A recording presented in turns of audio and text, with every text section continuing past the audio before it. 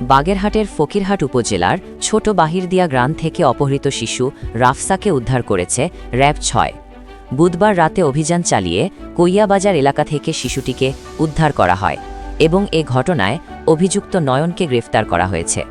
স্থানীয় সূত্রে জানা যায়, ছোট বাহিরদিয়া গ্রামের বাসিন্দা রশিদ খানের প্রতিবেশী রাঙা মিয়ার বাড়িতে বসবাস করতেন নয়ন।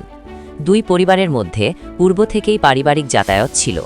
এই সুযোগকে কাজে লাগিয়ে বুধবার সকাল ১১টার দিকে রশিদের স্ত্রী তুলি বেগমের কোলে থাকা শিশু রাফসাকে কোলে নেওয়ার কথা বলে নয়নের স্ত্রী তাদের বাড়িতে নিয়ে যায়। পরবর্তীতে দীর্ঘ সময় অতিবাহিত হলেও শিশুটিকে ফেরত না দেওয়ায় রশিদ দম্পতি খোঁজ নিতে গেলে জানানো হয় দোকানে খাবার কিনতে শিশুটিকে সঙ্গে নিয়ে গেছে, কিন্তু এরপরও তারা ফিরে না আসায় পরিবারের সন্দেহ আরও ঘনীভূত হয়। পরে মোবাইল ফোনে যোগাযোগ করলে অপহরণকারীরা শিশুটিকে ফেরত দেওয়ার বিনিময়ে টাকা দাবি করে এবং টাকা না দিলে হত্যার হুমকিও দেয়।